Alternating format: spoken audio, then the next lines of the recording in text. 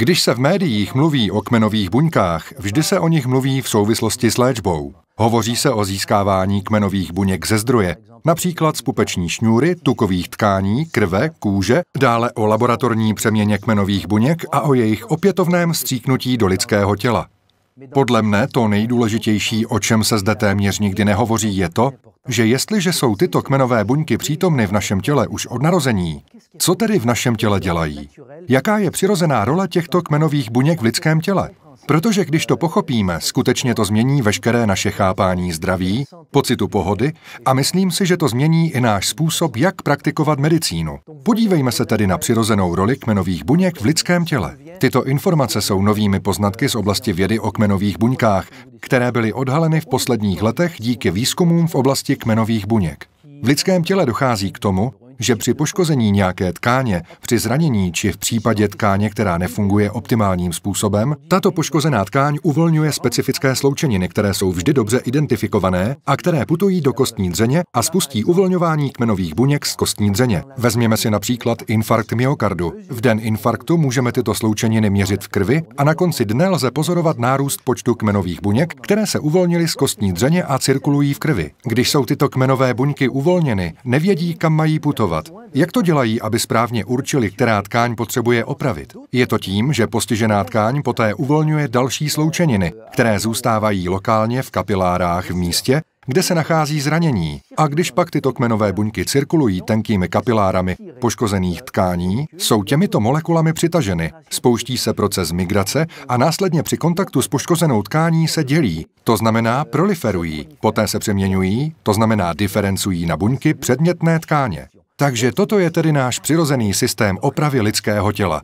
A to všechno závisí na uvolňování kmenových buněk, cirkulaci kmenových buněk v krvi, migraci ve tkáních, dělení a přeměně kmenových buněk v buňky předmětné tkáně. Jde o naprosto úžasný fenomén v lidském těle. Avšak když se podíváme, co je na tomto procesu nové, opravdu nové, protože to, že se buňky i krevní buňky uvolňují z kostní dřeně, to už víme, že buňky cirkulují v krvi, i to, že všechny krevní buňky cirkulují v krvi a také to, že buňky mohou migrovat do tkáně, i to, že imunitní buňky migrují do tkání, to všechno víme. To není nic nového, ale co je opravdu nové, až dokonce převratné, je hovořit o tom, že určitý typ buňky, myslím tím kmenové buňky z kostní dřeně, se může transformovat na buňky jiného typu. Toto je úplně něco nového a jedná se zde o revoluci ve světě vědy.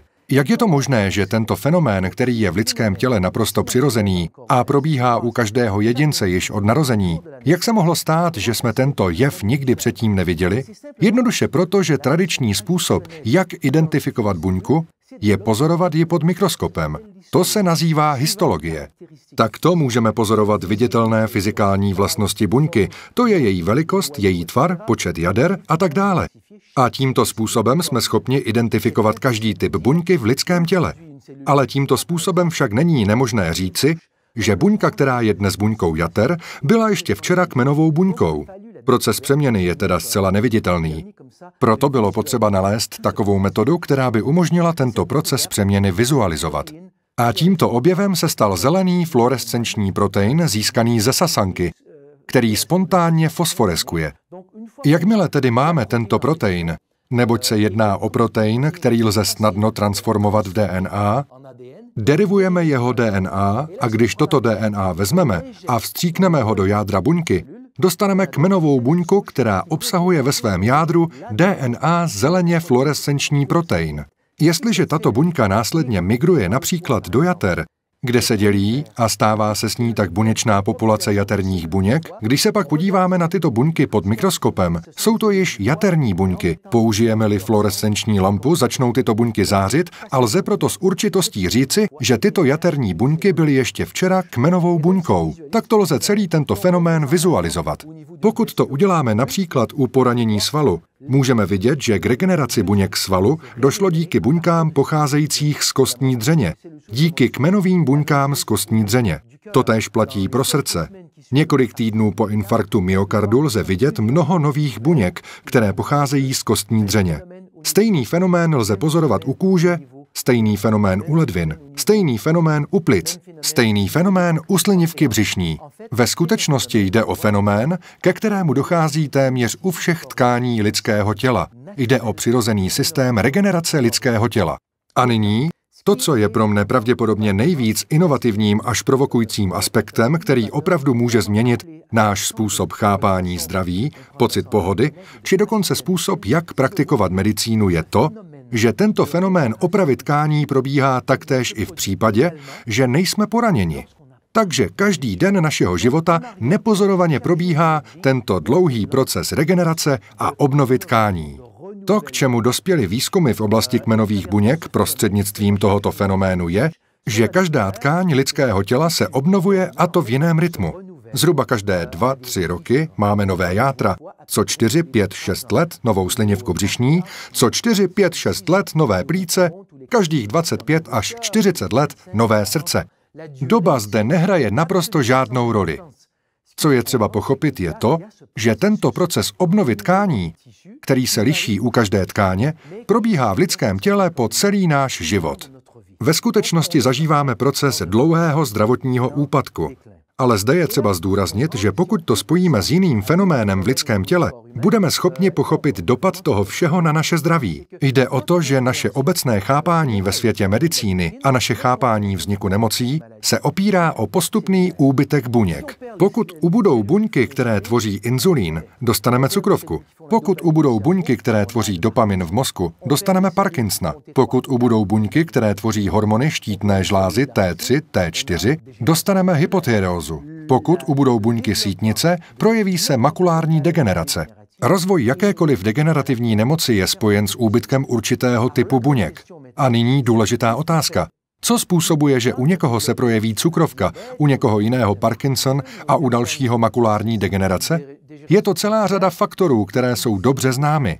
Hovoří se o naší genetice, tedy rizicích, rizikových faktorech, minulých zraněních, minulé či přítomné expozici environmentálním toxinům, hovoří se o naší schopnosti odpočívat, o stresu, tedy o vystavení stresu a o naší schopnosti tento stres zvládat, poradit si s ním, hovoří se o našem životním stylu, stravě, mentálním postoji. Můžeme vidět, že všechny tyto faktory tvoří celek, který je vskutku unikátní pro každého jedince. Všechny tyto prvky, které vytvářejí tlak na lidské tělo, je jen to, co dnes zajímá medicínu. Vše je jen procesem úpadku až do dne, kdy se objeví určité příznaky a dojde ke ztrátě zdraví. Takže to, co jsme objevili díky informacím o kmenových buňkách, bylo to, že jsme dospěli ještě k dalším možnostem regenerace těla, kde dochází také k opravě tkání. Protože když máme například novou slinivku břišní každé 4 roky, a opět opakuji, doba obnovy není důležitá, podívejme se na to jen koncepčně. Pokud mám novou slinivku břišní co 4 roky, pak ve 40 letech mám již 10 slinivek břišních. To znamená, že se moje slinivka břišní obnovila nejméně 10krát.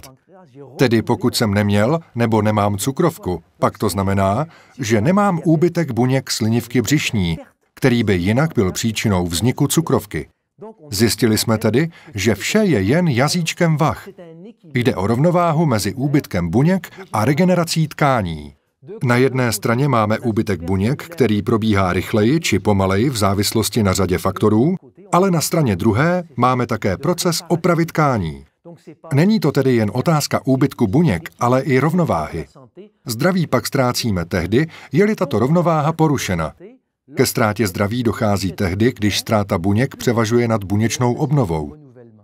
Pokud tedy pochopíme tento fenomén rovnováhy mezi úbytkem buněk a buněčnou obnovou tkání, přivede nás to ke zcela jinému chápání zdraví.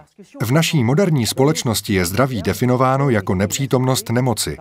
Veškerý lékařský výzkum je zaměřen na nemoc.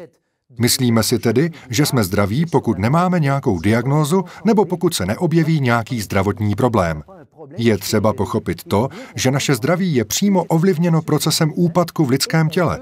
Pokud pochopíme tento fenomén rovnováhy, pak poprvé můžeme skutečně mluvit o zdraví a můžeme tak jít ještě dále a hovořit o nepřítomnosti zdravotních problémů a také, jakým způsobem můžeme opravdu obnovit zdravotní potenciál těla.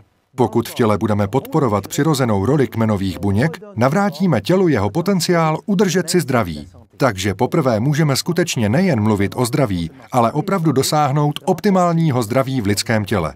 Poté, co jsme trochu poodhalili a rozvinuli všechny tyto koncepty týkající se zdraví, pak je třeba říci, že STEMtech se zaměřuje na vývoj produktů, které podporují tyto jednotlivé etapy procesu opravy a obnovy tkání, uvolňování kmenových buněk z kostní dřeně, migraci, cirkulaci v krvi, migraci do tkání a obnovu tkání. Chtěl bych vám představit produkty SE2, které podporují přirozené uvolňování kmenových buněk z kostní dřeně. Dávka 2 kapslí SE2 uvolní do krevního oběhu průměrně 4 až 6 milionů nových kmenových buněk. Jde tedy o kmenové buňky, které mohou migrovat do různých tkání a účastnit se procesu obnovy a opravy tkání. Dále tu máme STEM Flow, který podporuje cirkulaci kmenových buněk v těle. Jakmile jsou kmenové buňky uvolněny, je třeba se ujistit, že mohou cirkulovat po celém těle. 3 kapsle STEM Flow nám poskytují veškeré složky potřebné pro zvýšení fibrinolytické aktivity krve a antioxidanty pro zamezení tvorby nového fibrinu. Dále doporučuji ST5 z Migrastem, který podporuje migraci kmenových buněk z krve do tkání. 1 malá dávka Migrastemu podpoří migraci kmenových buněk a poskytne těmto novým kmenovým buňkám, které jsou kmenovými buňkami, z nichž se stanou nové buňky různých tkání, veškeré potřebné složky, aminokyseliny, vitamíny, minerály, aby mohly dělat svou práci. To je opravovat a obnovovat tkáně. Dále zde máme kosmetický přípravek Dermastem, který podporuje proces obnovy tkání specifickým způsobem u kůže. Aplikací 2 dávek ráno a večer docílí pokožka obličeje skutečné obnovy a získá mladistvý vzhled. A nakonec naše 2 poslední produkty, STEM Equin určený pro koně a STEM Pets pro naše domácí mazlíčky, které jsou ekvivalentem STEM Enhance a SE2.